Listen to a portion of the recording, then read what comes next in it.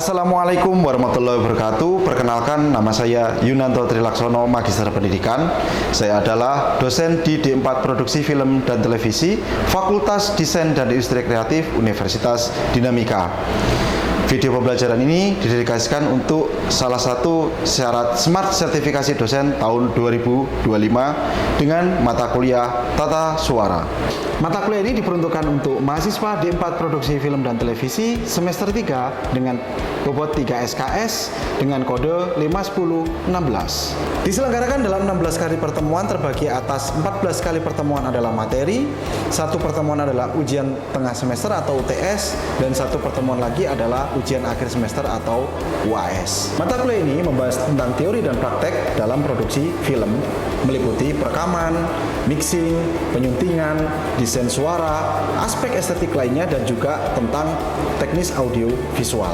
Selain itu, mahasiswa juga akan dipelajari tentang perangkat lunak yang dibutuhkan pada saat proses produksi film.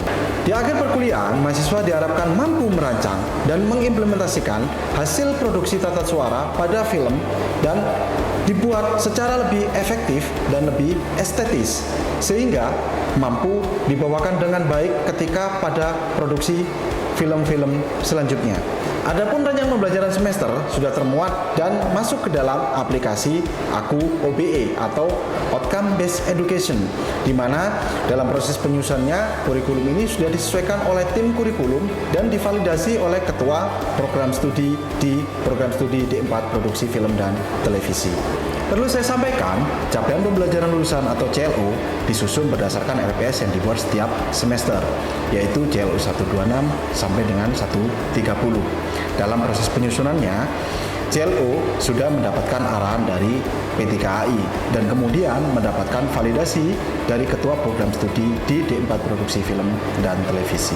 Capaian pembelajaran mata kuliah meliputi 3 aspek. Capaian pembelajaran pertama adalah bagaimana secara spontanitas mahasiswa mampu menyusun dan membuat tata suara meliputi Fully dubbing dan juga Fully artis. Untuk capaian kedua, mahasiswa mampu membuat secara terkonsep dalam proses penyusunan Fully artis sehingga lebih estetik.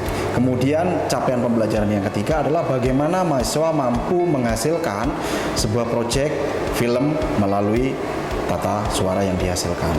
Terdapat 3 komponen utama yang harus diketahui oleh mahasiswa dalam proses pembelajaran. Yang pertama adalah mengakses aplikasi MyBrilliant, di mana di dalam aplikasi MyBrilliant sudah diterapkan rencana pembelajaran semester, ada materi, kemudian ada aktivitas interaktif yang dilakukan di dalamnya, baik secara luring ataupun secara daring.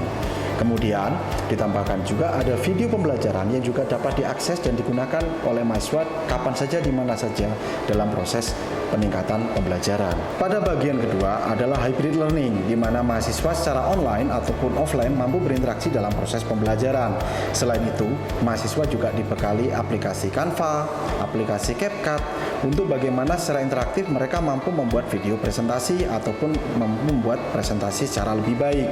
Di sisi lain juga ada aplikasi tambahan yang digunakan untuk penyusunan atau pembuatan tata suara, yaitu aplikasi Fruity Loops. Metode pembelajaran yang digunakan pada mata kuliah tata suara adalah case-based learning, di mana mahasiswa harus mampu mencari studi kasus terkait dengan suara-suara yang berpengaruh terhadap produksi film, di mana ketika di lapangan ada gangguan-gangguan, bagaimana cara menyelesaikan dan bagaimana mencari suara atau solusi mencari suara yang lebih bagus, sehingga ketika aspek visual dan audiovisual digabungkan menjadi satu film yang memiliki kualitas yang bagus dan secara original suara mampu disusun dengan cukup baik.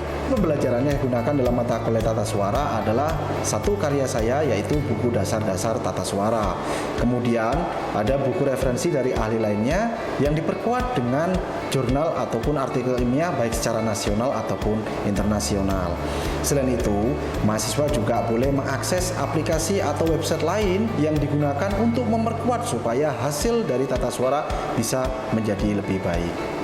Berikut akan saya sajikan video pembelajaran mata kuliah tata suara pada pertemuan kedua, yaitu meliputi dasar-dasar akustik dan persepsi suara. Selamat menyaksikan.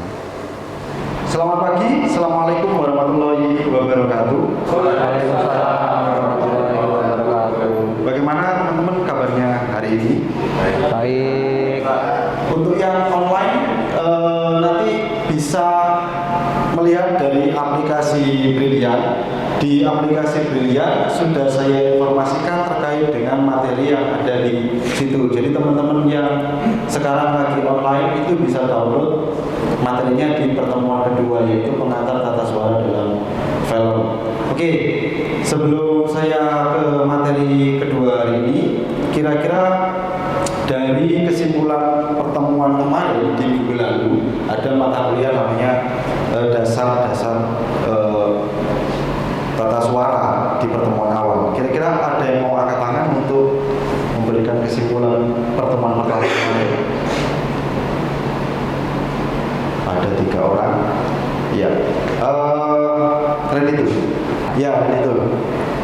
Ya, untuk kesimpulan dari materi sebelumnya tentang dasar-dasar tata suara dapat disimpulkan bahwasannya untuk kita menciptakan suatu dasar dalam tata suara itu kita harus memperhatikan yang namanya karakter. Nah, di karakter itu sendiri nanti akan mempengaruhi dengan film apa yang akan kita buat. Seperti itu. Betul sekali. Beri tepuk tangan untuk Ready tuh. Oke, tadi yang disampaikan Ready itu benar sekali, bagaimana ketika menyusun sebuah film harus didasari pada suara-suara yang benar, termasuk kepada bagaimana terkait dengan realisasi dan emosi. Kemudian ada narasi visual, ada persepsi penonton, kemudian atmosfer dan suasana. Nah, kalau kita bicara realisme dan juga emosi, bagaimana sebuah film itu sebenarnya secara komposisi harus disesuaikan. Jadi misalkan kita bicara karakter talentnya seperti apa? Misalkan talent yang kita butuhkan, talentnya sudah sesuai secara look, kulitnya coklat, misalkan tinggi badannya 175 cm, kemudian ditambah rambutnya ikal, dan beberapa aspek-aspek dari talent yang sudah kita butuhkan atau kita distribusikan pada saat proses produksi sudah disesuaikan, maka alternatif kedua adalah proses casting.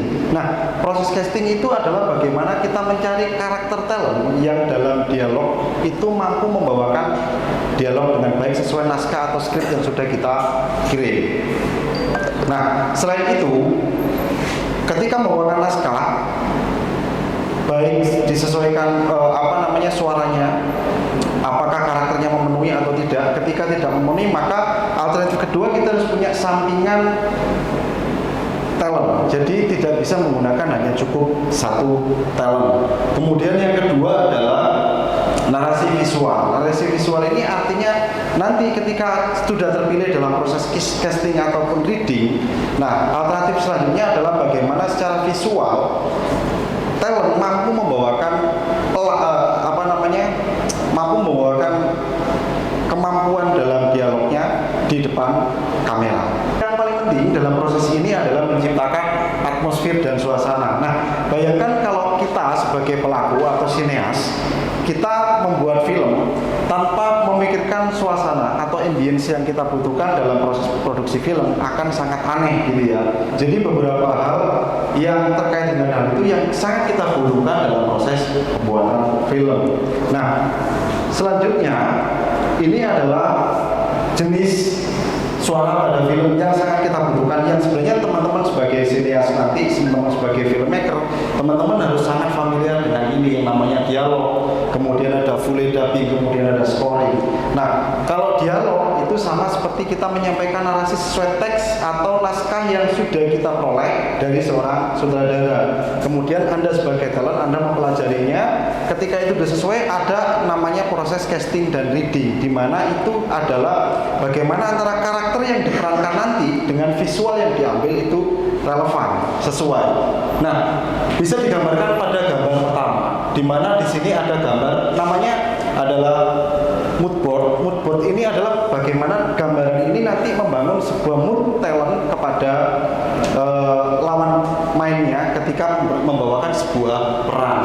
Nah, kemudian didukung aspek kedua adalah full atau dubbing. Nah, full atau dubbing ini bisa dilaksanakan secara 2 tahap. Ada proses record outdoor atau dilaksanakan di luar, ada proses record indoor atau dilaksanakan di dalam sebuah gedung atau ruangan ataupun studio. Ini bisa diproses secara benar. Jadi fungsinya full atau dubbing itu adalah menggantikan ketika kita melakukan recording di luar yang dimana ada efek-efek yang kita butuhkan tapi tidak sesuai. Contoh misalkan kebetulan produksi kita di outdoor nih.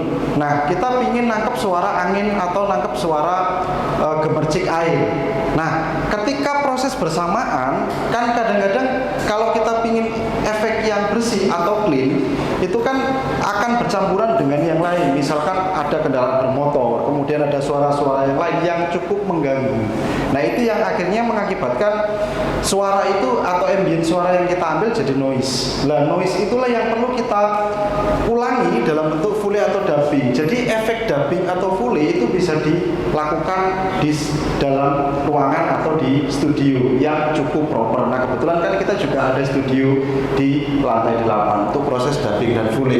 Nah, bagian yang paling tidak kalah penting dalam peta suara adalah scoring. Scoring ini bagaimana kita membuat musik yang musik itu dibikin melalui aplikasi Fruity Loop. Kenapa saya memilih Fruity Loop? Karena Fruity Loop lebih mempermudah dalam proses produksi suara. Oke, dari penyampaian ini apakah ada yang mau bertanya? Boleh angkat tangannya? Lumayan banyak. Oke, saya pilih satu aja. Silakan.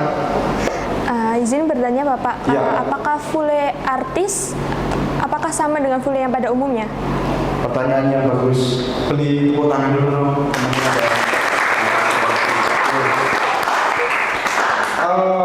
Kalau kita bicara full artis, full dan dubbing jelas berbeda gitu ya. Kalau dubbing jelas proses pengambilan suara yang dilakukan di dalam ruangan sama seperti pada umumnya, tapi beda pada prosesnya. Nah, kalau full artis itu lebih kepada bagaimana orang-orang yang berada di balik layar untuk pengambilan suaranya itu adalah orang-orang yang dipilih atau artis khususnya yang memang dipilih untuk mengisi. Salah satunya mungkin teman-teman yang familiar yang baru-baru ini adalah pada film Jumbo. Itu kan banyak artis-artis yang dilibatkan dalam proses pengambilan suara. Nah, kalau full umum itu adalah suara-suara yang dibutuhkan untuk narasi dalam sebuah film dokumenter, misalkan narasi pengisian dalam film-film pendek, misalkan atau narasi-narasi yang dibutuhkan dalam film-film yang lain. Kurang lebih seperti itu.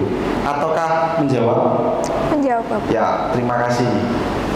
Oke, saya lanjutkan. Jadi di layar itu terdapat gambar, ada gambar outdoor dan ada gambar indoor. Nah, mood board ini sangat penting sekali kepada untuk teman-teman ketika teman-teman akan mengambil sebuah suara baik di luar ruangan ataupun dalam ruangan. Nah, kita harus tahu karakter-karakter di dalamnya. Misalkan kita bicara ruangan indoor. Nah, apakah ruang tersebut kedap suara yang pertama? Yang kedua, apakah ada unsur-unsur lain yang akan mengganggu? Karena ketika kita ngambil suara di dalam ruangan, kita harus benar-benar tahu apakah tidak ada orang lain, apakah tidak ada yang mengganggu. Nah, kalau itu sudah dilaksanakan, maka hal kedua di dalam indoor adalah proses blocking. Blocking itu ditujukan adalah untuk memastikan positioning suara ketika kumpul dipasang itu tidak bergeser atau mic-nya tidak bergeser. Di dalam ruangan itu sebenarnya jauh lebih mudah ketika berbeda dengan di luar ruangan. Kalau di dalam ruangan itu kita bisa menggunakan selain kumpul, sebenarnya kita bisa menggunakan clip on dan suaranya jauh lebih jernih, lebih bagus.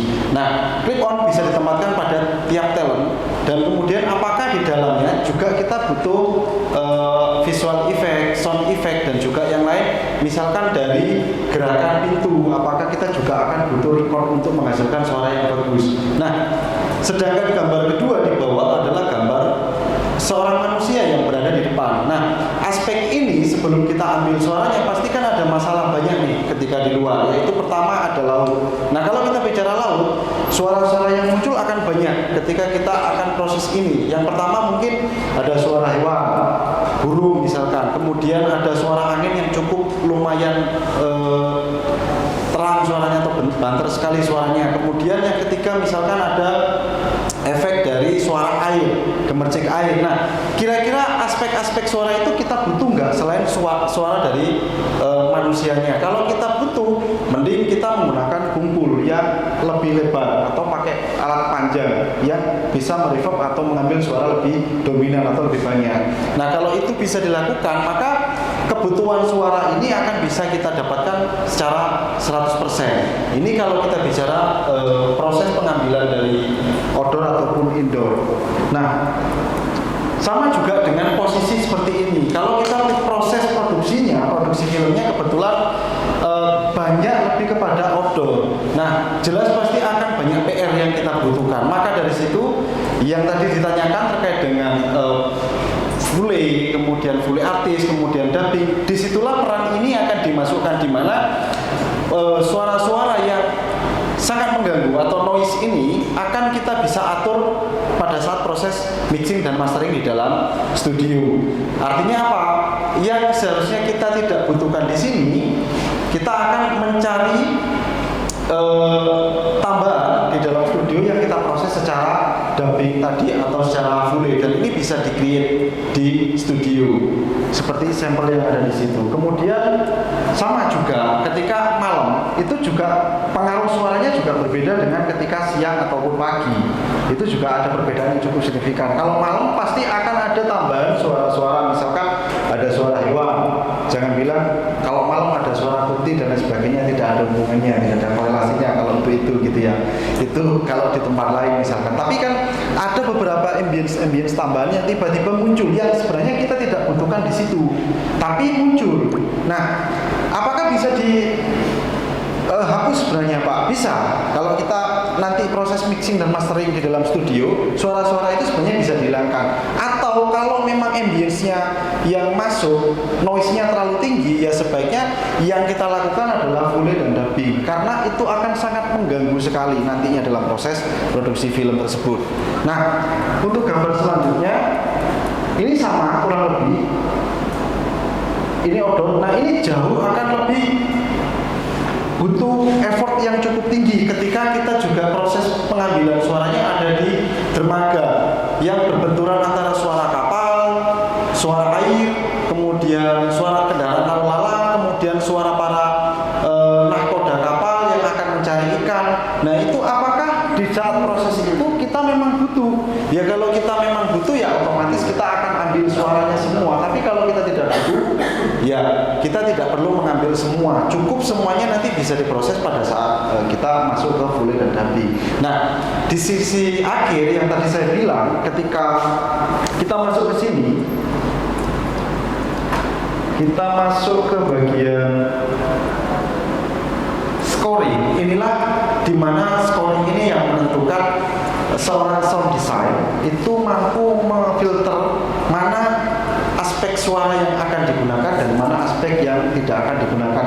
Seorang sound designer, dia bersama seorang sutradara akan checklist aspek visualnya seperti apa. Sound designer akan memberikan gambaran suara sesuai dengan yang diinginkan seorang sutradara, sehingga film yang akan diproduksi nanti akan memiliki gambaran yang sama. Misalkan scoringnya di sini pinginnya nuansanya karena filmnya bergenre drama ya, atau drama keluarga. Berarti ada karakter-karakter film yang smooth suaranya, yang tidak terlalu cenderung keras. Jadi bagaimana nanti seorang scoring film atau sound designer itu merancang komposisi musiknya. Kemudian faktor tadi yang saya bilang, dialognya, ketika masing-masing karakter memerankan dari karakter yang berbeda, ketika proses perekotan suara atau perekaman suara dilakukan, ada suara yang cenderung lebih tinggi dan ada suara yang cenderung lebih rendah. Nah, itu seorang sound designer nanti disinilah pekerjaannya untuk menyesuaikan supaya tidak ada dominasi suara lebih tinggi atau lebih rendah dari setiap karakter yang berbeda dalam film yang diproduksi nanti. Nah, hasil akhirnya adalah ketika ini mampu dibuat secara baik, ketika dimasukkan ke dalam bioskop, proses akhir sebelum itu didistribusikan ke bioskop atau didistribusikan ke festival film, semuanya akan bersifat original. Apakah sebenarnya boleh Pak pakai AI untuk sound effect-nya atau kemudian background sound, kita pakai AI, boleh, sangat boleh sebenarnya. Tapi ada beberapa karakter dalam festival film yang tidak mengizinkan. Artinya AI akan di take down oleh salah satu penyelenggara film festival, karena AI dianggap belum terlalu banyak diterima, khususnya di Indonesia ya. Alasan yang paling dia itu. Makanya proses ini akan lebih bagus ketika dirancang sendiri di dalam studio, baik fule, baik dubbing ataupun baik scoring. Dan nanti ketika ini terpublish, semuanya akan bersifat original. Nah, sisi lainnya, enaknya kalau semua kita proses sendiri, bagian akhirnya adalah kita masuk namanya pending. Pending itu adalah kalau teman-teman sebagai sineas, teman-teman sebagai filmmaker, teman-teman nonton film di bioskop, teman-teman akan mengenal namanya Dolby Film. Dolby itu adalah ketika teman-teman duduk, teman-teman akan merasakan suara sebelah kanan, suara sebelah kiri, suara depan, suara belakang, dan suara atas. Seakan-akan dalam sebuah studio, suara itu terpecah. Itu adalah suara Dolby yang dihasilkan dari proses panning. Panning itu pemecahan suara. Jadi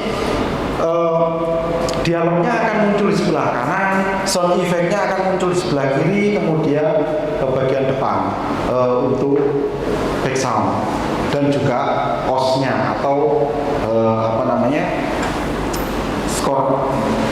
scoringnya.